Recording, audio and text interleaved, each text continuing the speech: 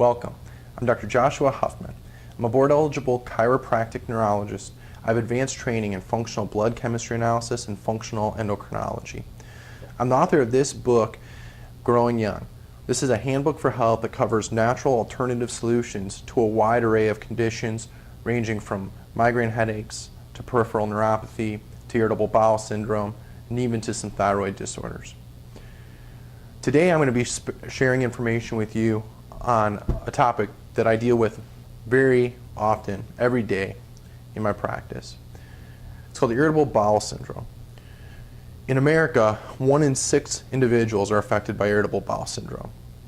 The problem with irritable bowel syndrome is that it's a very vague diagnosis and it really doesn't tell you anything about what's going on in your digestive tract. Irritable bowel syndrome is characterized by symptoms of watery, loose stools. It's also characterized by constipation, bloating, gas pains.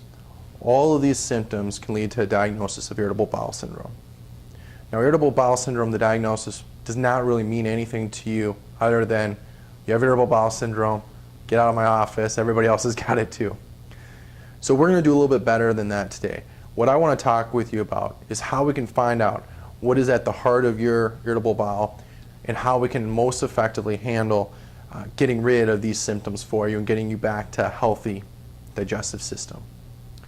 The other thing that I want to clarify that's so important when we're dealing with irritable bowel syndrome is if you have irritable bowel, you are not, or you should not, just be concerned with the symptoms that you're currently having.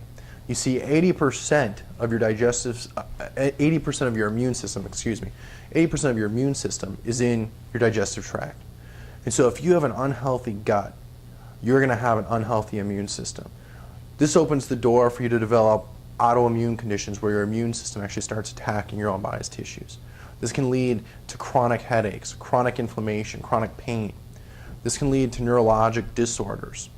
Okay, and so it's very important that we find out what's going on in your gut and repair that before it becomes a much larger problem for you down the road. Maybe it already has become a problem for you. Maybe it started in your gut and now you're experiencing a whole cascade of other disorders that are developing. Either way, it's very important that we get this addressed now rather than later. So, how do we, in my office as a chiropractor, handle irritable bowel? Well, the first thing I want to explain to you is that we're not going to speculate, we're not going to make theories up and treat you based on an idea or a premise. Okay? The very first thing we do with patients that are suffering chronic neurologic or metabolic disorders, patients that are suffering irritable bowel syndrome, is we're going to run lab work. We run very comprehensive lab work to find out exactly what is going on with your digestive tract as well as in other areas of the body and how this is affecting you. The very first thing that we're going to do is we're going to run a comprehensive blood panel. This is unlike any blood panel you've probably had done. We're going to be looking at you from head to toe. I'm looking at markers of your liver, markers for anemia, markers for blood sugar, markers for all of these different areas in your digestive tract as well. We're going to look at markers for your immune system. We want to know if there's any chronic viral, bacterial, parasitic infections that are lingering in possibly the digestive tract. It's so very important that we rule out that you have any underlying anemia. If you have anemia, you can't get oxygen into the cells, and this is going to create a very big problem for you in the sense that you can't get your body healthy if you have an underlying anemia. If you have blood sugar issues, again, this is going to put additional stress on your adrenal glands, which with irritable bowel, as we're going to talk about in a little bit here, are already probably under too much stress. When you have increased adrenal stress, it's going to lead to increased cortisol production. Cortisol is an inflammatory molecule that not only can cause and promote pain in your body, but it also can make it very easy to gain weight and very hard to lose weight. So it's very important that we find out if these underlying disorders are there. When we look at your blood panel, what we do is we look at everything in a lab range normal. What you have to understand is lab ranges are based on the patient population that is actually having labs checked. If you think about who is at the lab getting their blood drawn, it's going to be basically a sick population. And so lab ranges in and of themselves are based on a bell curve of a sick population. So really, for you to show up with abnormal labs that are outside of these pathological ranges, means that you're already in a disease state. Okay? What we want to do is we want to assess all of your labs on this lab range, but then we also assess them on what are called a functional range. Functional ranges have been put together by some of the leading endocrinologists in the world. They are an opinion, but what they are is they're an opinion of where an optimally well or a healthy person should be in regards to their lab work. This allows us to also look at areas that you may not have full-blown disease, but we can start seeing shifts in your physiology that are moving you out of the normal range. This is very vital when we assess your blood work, and it's going to give us a lot of answers as to your overall health status. The second test that we run, and that's crucial if you're dealing with irritable bowel syndrome, is looking at underlying food allergies. We run IgA allergy testing. Okay, IgA allergy testing, what we do here is we run a stool sample. This stool sample will actually test for antibodies to certain foods. We check for gluten, dairy, soy, yeast, and egg. These 5 food allergies can be at the very heart of exactly what's going on and what's giving you all your digestive discomfort. These allergies are also delayed response allergies, meaning you eat the food and you're going to have a reaction anywhere from 7 to 72 hours after exposure. This can make it very tricky as far as diagnosing what food exactly you are having a reaction to. That's why we run the test. We want to know exactly what foods you're having an allergic response to. The second part of this test is that we also look at your genes. We want to find out if you actually have genetic factors that are making you react to these foods. Okay, this is important because if you have 2 genes, for instance, that are making you sensitive to a food, this means that both of your parents have this same gene. Okay, these genetic predispositions to these allergies in food are why many autoimmune diseases are passed down from generation to generation. And so if you're having an allergic response to gluten or dairy or soy, your parents may have had the exact same reaction. And likewise, if you have these 2 genes, it means all of your children will have at least one of these genes as well. So looking at this genetic predisposition is very, very vital to not only your health, but really the health of your offspring as well. Another portion of this test involves looking at an antibody to what's called tissue transglutaminase. This is looking for an autoimmune reaction that's occurring in your digestive tract.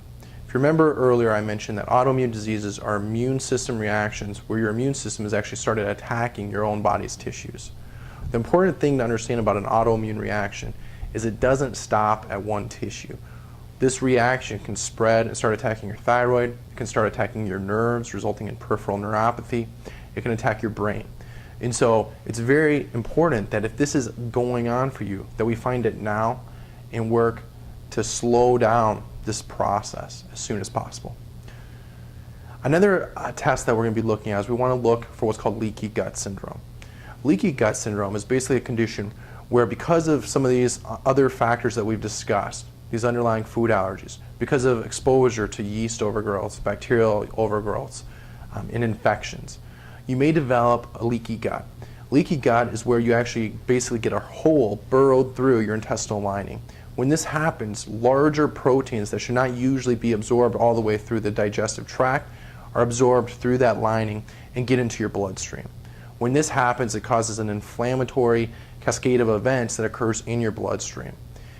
This can also lead to autoimmune disorders. Very, very important that we assess for this and work to repair and heal the digestive lining in your gut if this is one of the issues that is occurring in your digestive tract.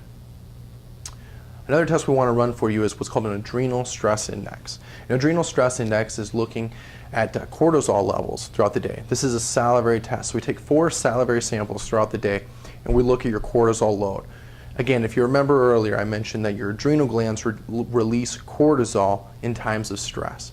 So if your body is under any chemical, physical, or emotional stress, your adrenal glands have an additional load that's placed on them and they release cortisol as a result of that. Now what happens as a result of this is that cortisol is an inflammatory molecule, and so it will promote pain, it can promote inflammation. Cortisol, like I mentioned, will also cause an abnormal ability to lose weight. Cortisol has also been shown to damage the brain, specifically an area in the brain called the hippocampus, which sits in your temporal lobe. Your temporal lobe is responsible for your sleep-wake patterns. So you may experience chronic fatigue. You may experience insomnia if these cortisol levels are elevated for long periods of time. So this is where it's very important, again, to assess, run the test, find out what your cortisol load is. When we run the adrenal stress index, we also look at precursor hormones. You see, when your adrenal glands start to fail, they'll actually start stealing away from your precursor hormones, and so you become unable to produce as much testosterone and estrogen and progesterone. So you may even start seeing hormonal imbalances develop as a result of adrenal gland failure. The last test we want to run with irritable bowel syndrome is what's called a DNA gut ecology test. This test, what we're doing is we're actually looking for underlying infections in the digestive system. We're looking specifically to find out, do you have the good bacteria, those probiotics that should be in your digestive tract, are they there? We also look to see if you have any opportunistic bacteria, any of these bad bacteria that can start to proliferate in your gut. We also look for any signs of yeast overgrowths. If you had many antibiotics or in your life or as a child, you can kill off not only the bad bacteria but also the good bacteria, which makes you more susceptible to these yeast overgrowths. Your body will mount an immune system response to this yeast. We also are looking for parasitic infections, finding out if you have parasites that are burrowed in the gut. Parasites are rare to find in America. But what I can tell you is that we do find them in patients, and when they are there, it's very, very important, as you probably would understand, to get rid of these. So once we get all of this lab work back, what we can do is we can get a very clear picture of exactly where the state of health is in your gut, but also throughout your entire body. The important thing, again, that I cannot stress enough to you is that if you have irritable bowel syndrome, you do not just have stomach pain. You have degenerative processes that are occurring throughout your body. Now, the second part in evaluating a patient that has irritable bowel syndrome, in addition to running the lab work and looking at the metabolic side of things, we also want to look at how the brain is working. Okay, why would we want to look at the brain when you're having a gut problem? Well, the reason for this is because your autonomic nervous system is in complete control of gut motility. It's what signals your gut to start digesting food appropriately. And so if you have areas of the brain that become affected and stop working as effectively as they can, this can also cause gut dysfunction. How do we evaluate how your brain is working? Well, this is where, being a chiropractic neurologist, what we want to do is we want to find out, does each area of your brain work like it should? So we have what's considered the right hemisphere of the brain and the left hemisphere of the brain. In those areas, we have what is called the frontal lobe, the parietal lobe, the temporal lobe, and the cerebellum. Those are the main lobes that we want to look at and assess to find out how they're functioning in relation to one another. Now, as we get down into the brainstem, there's an area in the brainstem called the pons. Okay, in the pontine area, this is where your vagus nerve is. The vagus nerve is responsible for controlling gut function. And so if you start having abnormal activity in the pontine area, this can lead to irritable bowel symptoms as well. So the second part of the equation is really looking at how the brain is working and making sure that this is not causing the irritable bowel syndrome. Once we've looked and completed this picture of finding out exactly what your issue is, what is causing your symptoms, then we can develop a treatment plan that's specific to your needs in restoring gut health, restoring digestive health, restoring brain health, and really getting you back to a state of health, not only so that you're symptom-free of this digestive pain, but really so that you're a much healthier person overall, so that you get your life back and you don't have to worry about the future and how this might affect you in the future as well. If you're interested in finding out more about this, I would urge you to come in, meet with me, and we can do a consultation and find out exactly what your history entails and what we would need to do to get you started on a care plan with us. My office number is 763-398-7770. Again, I urge you not to wait on this. As I said earlier, if you are having irritable bowel syndrome, it will, if it hasn't already, affect other areas of your health. The sooner you act, the sooner we can get you on the road to recovery. Thank you so much for taking the time to watch this video. I hope I brought a little bit of light and hopefully a little bit of hope to you with your scenario as well. So thank you, and God bless.